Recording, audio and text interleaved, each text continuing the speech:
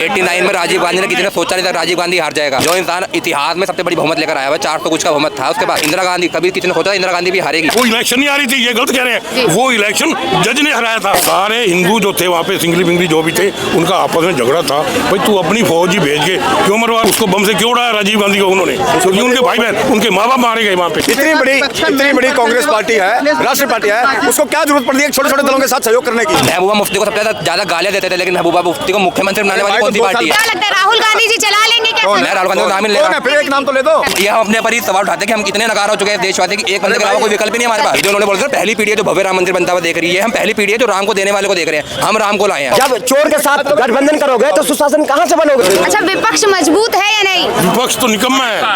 अभी तो विपक्ष कोई मजबूत नहीं है। अभी तो ऐसा नहीं दिखता कि इन 10 सालों में विपक्ष ने कोई अहम भूमिका निभाई हो। ऐसा तो कुछ भी नहीं है। विपक्ष बड़ा कमजोर हुआ पड़ा है। 2004 में अटल बिहारी भी इतना ही मजबूत सरकार के साथ आया था, इंडिया शाइनिंग का नारा लगा था, सबको लगा था रिपीट होगा। विपक्ष इतना ही कमजोर था, बिखरा हुआ था, लेकिन उल्टा रिजल्ट आया था। 89 में राजीव गांधी ने किसी ने सोचा नहीं था राजीव गांधी हार जाएगा। जो इंसान इतिहास में सबसे बड़ी बहुमत लेकर आया हुआ 400 कुछ का बहुमत था उसके बाद, और वो हारा। इंदिरा गांधी, कभी किसी ने सोचा इंदिरा गांधी भी हारेगी। इंदिरा गांधी खुद अपना चुनाव हार गई 77 में।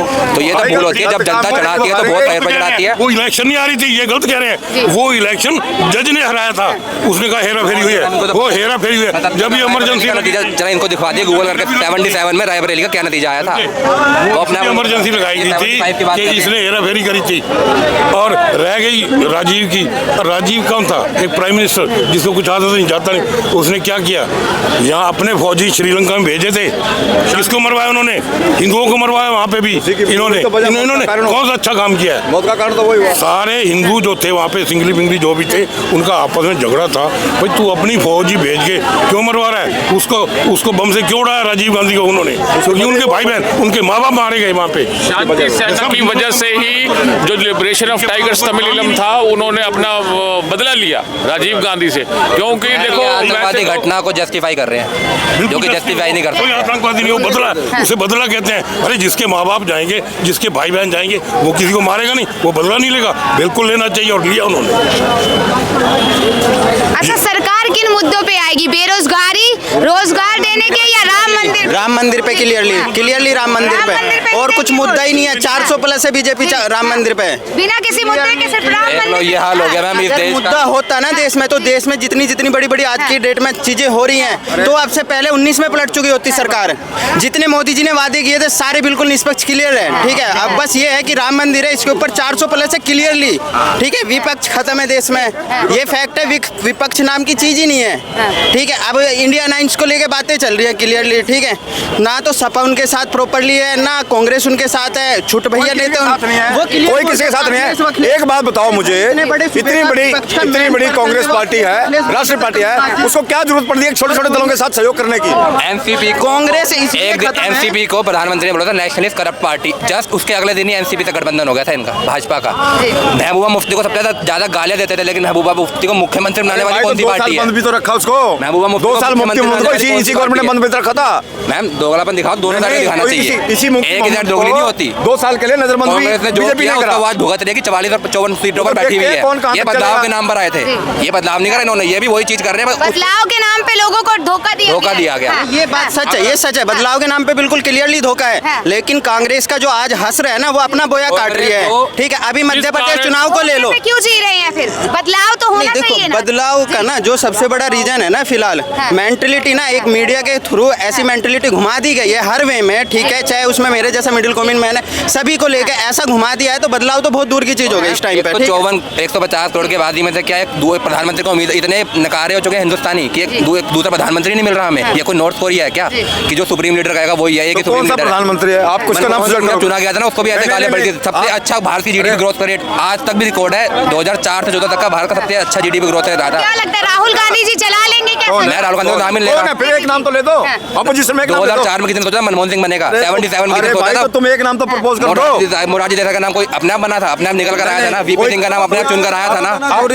वो तो मनमोहन सिंह बनाए गए थे, बने जीवन में नरसिम्हा राव प्राइम मिनिस्टर बना था, कोई चेहरा आगे रखकर बनाया गया था नरसिम्हा राव के नाम पर चुनाव लड़ा नहीं गया था। तो ये नहीं होता। ये हम अपने पर ही सवाल उठाते हैं कि हम कितने नकार हो चुके हैं देशवासी की एक बंदे के अलावा कोई विकल्प ही नहीं हमारे पास। और भाजपा के अंदर भी अच्छे आज के समय में ना मैडम, क्या मैं आपके चैनल के माध्यम से ये बता रहा हूँ कि आज के समय में जनता जनता समझ ही नहीं पा रही कि हम हिंदू कार्ड खेले, हिंदू कार्ड के अंडर में वोटिंग करें या देश की इकोनॉमी को देख करके वोटिंग करें। भाजपा गठबंधन बहुमत से नीचे गिरेगी ना तो मोदी के नाम पे सहमति नहीं बनेगी गठबंधन दलों में। दिन नितिन गडकरी का चेहरा ही आगे आएगा और वो सबको सम्मान्य होगा। और मैं तो कह रहा हूँ विपक्ष खुद घोषित कर दे कि अगर हम भी सरकार बनाएंगे तो सड़क का मिनिस्टर नितिन गडकरी ही रहेगा। इतना अच्छा काम करा है उन्होंने तो उनको वोट और ज़्यादा मिलेगा। विपक्ष को खुद घोषित कर देना चाहिए कि अगर हम भी सरकार बनाएंगे सड़क का मंत्री तो नितिन गडकरी ही रहेगा। इतना अच्छा काम कर रहे हैं। सरकार तो बनने दो पहले पहले कह रहा हूँ कि कोई भी मंत्री कार्य करे श्रेय प्रधानमंत्री और प्रधानमंत्री नहीं बोला जाता, आदरणीय माननीय यशस्वी, पहले तो इतनी 3 दिन पंक्तियां लगानी पड़ती है। जरूरी बात है वो। तो यशस्वी पुरुष हैं प्रधानमंत्री, अब तो यशस्वी पुरुष है कहने। आज के समय में भारत की जनता से ये अपील है कि हिंदू कार्ड के त्रेता में हुए थे राम, द्वापर में हुए थे कृष्ण। जनता भी कह रही है जो राम को लाए थे हम उनको लाएंगे। मतलब दुनिया को देने वाले राम। मैडम ये राम कहाँ नहीं थे, राम तो कन कन में है। ये तो सिर्फ एक दिखावा है। राम तो कन कन में है पहले से ही। अभी अगर वहाँ के आप भाजपा दिखावा कर रही है। हाँ वो बिल्कुल क्लियरली दिखावा है। वो तो समझ में कभी भी नहीं आएगा पब्लिक को। जनता को पूरी तरीके से निर्भर कर दिया गया और कह रही है विकास हो रहा है। 80 करोड़ लोगों को 2,05,000 दे रखा है। हाँ। विकास क्या हो गया आप इस चीज को? 80 करोड़ लोगों को 5 किलो राशन पे पाल रही है सरकार। आज भी बोल रही है कि जो पाकिस्तान का हाल होगा वो भविष्य के अंदर भारत का हाल होगा। अगर ऐसे ही भारतीय जनता पार्टी की सरकार कर्जा ले लेकर के हिंदुस्तान को चलाती रही ना तो IMF ने कल भी वार्निंग दी है इंडिया गवर्नमेंट को कि ये जो राजगर फ्री राशन दिया जा रहा है ये चीज विपक्ष करे तो रेवड़ी हो जाती है। ये केजरीवाल को रेवड़ी वाला बोलते हैं और सबको देने वाले राम। और ये पहली पीढ़ी है इन 500 साल में जो कि देख रही है कोई राम को भी दे सकता है। ये जो उन्होंने बोला था पहली पीढ़ी है जो भव्य राम मंदिर बनता हुआ देख रही है। हम पहली पीढ़ी है जो राम को देने वाले को देख रहे हैं। हम राम को लाए हैं, कमाल हो गया। ये राम का देश है, हिंदुओं का देश है और ये राम को ये ला रहे हैं, कमाल हो राम गया। को लाइन टेंट से उठा के भव्य मंदिर में बिठाने वाले इन्होंने काम करा है। ये काम तो राजीव गांधी ने भी किया था। मंदिर का किवाड़ तो उन्होंने खुलवा दिए थे। शुरुआत तो कांग्रेस ने की थी। नहीं ये हम कह रहे हैं कि भारतीय जनता पार्टी है कांग्रेस ने 60 साल में क्या किया था? क्या किया 60 साल में? अगर आज हम खड़े हैं ना, जो देश की नीतियां हैं, जो देश इस लेवल पे खड़ा हो गया आके, वो कांग्रेस की देन है कि देश कैराना खाली करवाया था, वहाँ गोलियां चली थी, अयोध्या जी में गोली चली थी, किसने चलाई थी? मोदी जी प्रधानमंत्री भी जो बने हुए हैं ना, ये जो इंस्टीट्यूशन बनाकर गया था नेहरू, ये उसी की वजह से प्रधानमंत्री बने हुए हैं। जो देश 47 में आजाद हुए थे ना उनमें किसी में लोकतंत्र टिका नहीं, किसी भी देश में लोकतंत्र नहीं टिका। आप यहाँ से पश्चिम में चले जाइए मेडिटेरियन तक और ईस्ट में चले जाइए ताइवान तक, कहीं भी लोकतंत्र सक्सेसफुल नहीं है। सिर्फ हिंदुस्तान में लोकतंत्र चल रहा है आज के देश। किसी भी देश में चले जाइए कहीं भी लोकतंत्र नहीं मिलेगा आपको। ये नेहरू की नीतियाँ थी कि लोकतंत्र यहाँ पे टिका। ये इनको लगता है कि ये यही है मैम जो आज हम बोल भी रहे हैं ना, ये कांग्रेस की देन थी कि आज हम बोल पा रहे हैं। आप 20 साल बीजेपी का राज चलवा दो, ये चीज भी नहीं रहने की जो फिलहाल करंट स्टेटस पे ये भाई ठीक कह रहा है। 24 में अगर बीजेपी आए तो फिर क्या तो आम आदमी को बोलने का कोई अधिकार नहीं आएगी। होगा। वो क्लियर है, आएगी, वो तो दिखता है, कोई भी वो तो दिखता है, आदमी आएगी क्लियर। बता दो विपक्ष का जिसके पास ईडी का नोटिस ना गया हो, और एक नेता बता दो बीजेपी का क्या लग रहा है बीजेपी डर रही है? बीजेपी डरा रही है। अच्छा आज अगर केजरीवाल ने एनडीए से गठबंधन कर लिया ना, एक ईडी का नोटिस शो के दिखा दे, गारंटी से लिख लो। एनसीपी का जो इनका गुट जो अलग होकर गया है, सांसदों का बाहर निकालना संसद भवन से, ये डिक्टेटरशिप की निशानी नहीं है तो क्या है? ये क्लियर मेजोरिटी है। ये चाहे खुली बहस करा ले उसके ऊपर, पास अंत में इनका ही चीज होगा तो खुली बहस क्यों नहीं करवाते? होम मिनिस्टर से बयान की अगर मांग की जाती है तो होम मिनिस्टर इंटरनल सिक्योरिटी का वो होता है, चीफ होता है। संसद पे अटैक हुआ भी जो रिसेंट हमला हुआ, अगर विपक्ष मांग करा तो ऐसी क्या गलत मांग कर दी थी विपक्ष ने कि होम मिनिस्टर बयान नहीं दे सकता था इस चीज के ऊपर। 150 सांसद सस्पेंड हो गए, देश का आईपीसी बदल रहे हो तुम। आईपीसी को अपने उससे इतने बड़ा कानून पास हो रहा है और विपक्ष प्रेजेंट नहीं है उसके अंदर। मतलब बीजेपी एमपी को बोलना पड़ रहा था कि अगर विपक्ष प्रेजेंट होगा यहाँ पर तो ये बोलता वो। विपक्ष की भाषा बीजेपी एमपी बोल रहे थे। इतनी बड़ी मेजोरिटी से इतनी फट्टू सरकार निकल रही है ये। और आप कुछ बोल दो, ईडी का नोटिस, सीबीआई का नोटिस। इसी को तो लोग कह रहे हैं कि विकास हुआ है, इसी चीज को कह रहे हैं ये लोग। डिक्टेटरशिप है, डिक्टेटरशिप।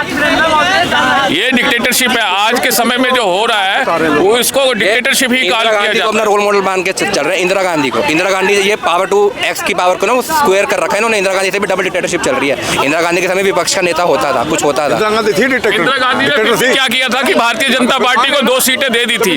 माननीय अटल बिहारी वाजपेयी जी को भी सीट दे दी थी और एल के अडवाणी जी को भी सीट दे दी थी। लेकिन अगर जो आज के वक्त में जो बीजेपी सरकार कर रही है, मेरे हिसाब से तो मुझे नहीं लगता कि ये लोग किसी के ऊपर ये सोचे कि विपक्ष सामने होना भी चाहिए, क्योंकि ये बहुत डरते हैं। आज तक मीडिया के सामने नहीं आए।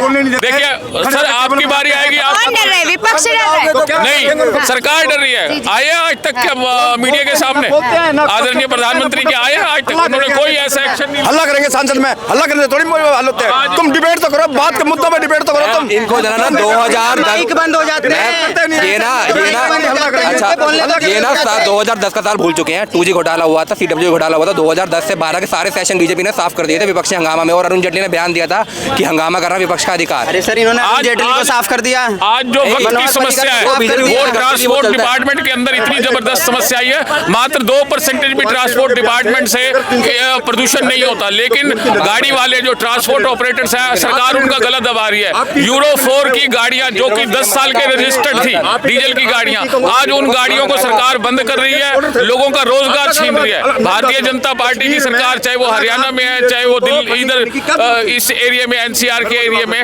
आज लोगों का रोजगार छीन करके उनको घर बिठाया जा रहा है। कई लोग ट्रांसपोर्टर्स हार्ट अटैक और कई ऐसी बीमारियों को शिकार होकर के मरते जा रहे हैं।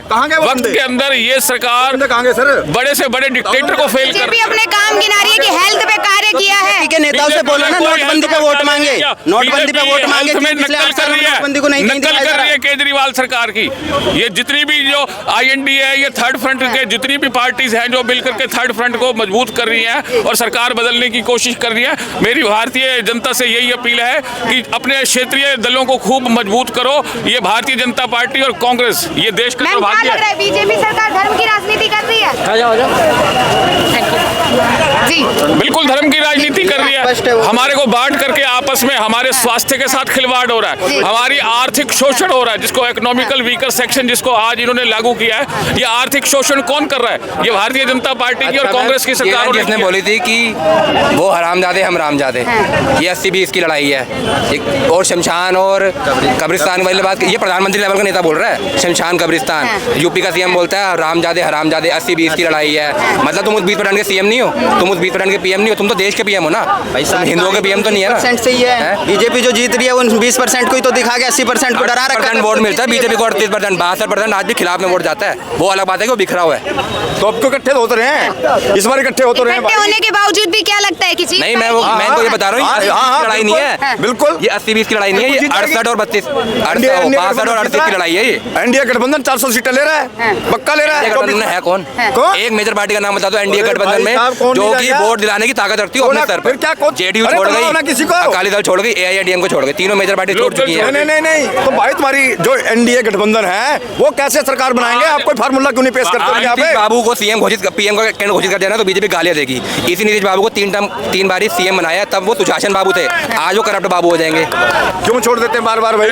क्यों छोड़ देते हैं बार-बार बीजेपी को? क्यों गठबंधन करते हैं? छोड़ देते हैं अपने स्वार्थ के लिए, अपने स्वार्थ के लिए। सोनिया गांधी से फोन आता है कि जी आपको PM कैंडिडेट घोषित कर देंगे, आप बीजेपी को क्या रह गई है? 54 सीटों वाली पार्टी है, विपक्ष का नेता तक तो उसका मिल नहीं पाया। ऑपोजिशन लीडर ऑफ ऑपोजिशन जो बनता है वो तो बना नहीं पाई लोकसभा में, वो उसकी औकात रह गई है ना। तुम्हारा अपने दम पे कितनी सीटें जीता है पता आपको?